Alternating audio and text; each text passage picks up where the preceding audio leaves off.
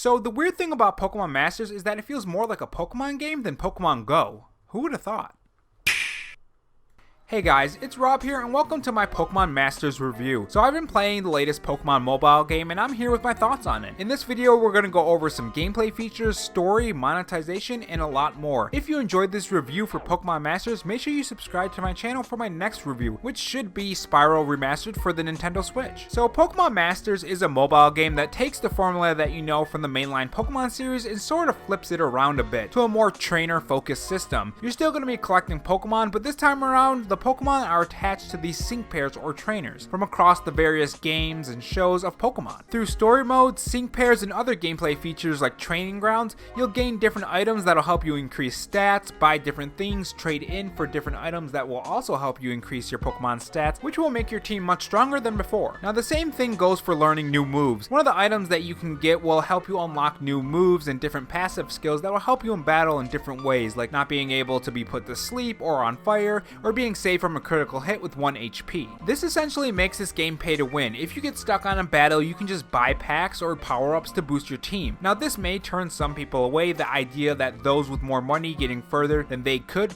turn a lot of people away, especially when microtransactions are a big no-no in today's climate of gaming. But on the bright side of this pay-to-win mechanic, 1, this game is free, and 2, the game gives you various ways of getting crystals and different currency so you can get those trainer packs and upgrades for your team. The more you play, the more a game will give you, so make sure you're playing if you are interested in Pokemon Masters. You'll get power-ups, crystals, and a lot more that will help you along your way if you don't want to spend any money on this game. And to my surprise, they actually give you a good number of sync pairs. I was expecting 2 or 3 if I was lucky, but this game is pretty generous with how many pairs they give you. Now the battle system isn't your usual turn-based battle system from the previous Pokemon entries. It's closer to an ATP gauge that you would see in Final Fantasy, maybe Final Fantasy 13-2, which comes to mind right now. Each move takes a certain amount of the ATP gauge when you're using your moves. So maybe Thunder Shock will take 1 and Tackle will take 2. This is one thing I like about the battle system. It keeps you on your toes and makes you manage your moves and make you play smart. Sometimes it can mean the difference between winning and losing for a specific reason, and this is because the weaknesses in each Pokemon. Every Pokemon has one weakness, which I personally would like to see multiple weaknesses for their certain Pokemons, because some Pokemon have multiple weaknesses, but that's just a tiny gripe. Now these weaknesses help a lot in battle, especially when you can use those flashy Z moves,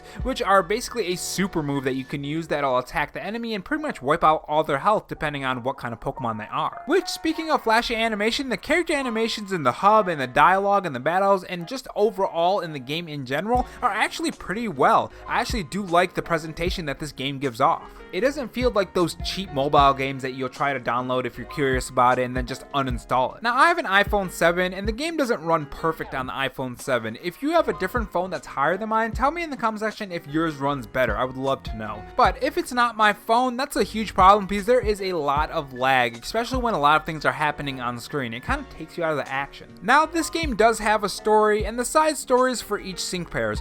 While they are nice and a nice touch and sometimes I do enjoy just reading them, I usually find myself skipping over them because honestly it's your usual Pokemon story. There's a big bad team like Team Rocket or Team whatever and they're here to take your Pokemon. It's as simple as that. It's not really too interesting and that's usually how the Pokemon stories go. Usually. I actually did like Black and White story. But overall, Pokemon Masters is a fun game. I think it's worth checking out if you like these kind of mobile games. The microtransactions are in there, but up until now they haven't really throttled me like a lot of other mobile games where they try to get you to buy those microtransactions. Now if that does change, I will definitely be putting a pinned comment in the comment section just in case someone comes across a review and is curious about Pokemon Masters and doesn't like being throttled by mobile games. So what do you think about Pokemon Masters? Are you having fun? Tell me about your time in the game down in the comment section below, and don't forget to subscribe for my next video, which will actually be a Nintendo Direct live reaction, so hopefully you guys will be there. Thanks for watching my review for Pokemon Masters and have a good one.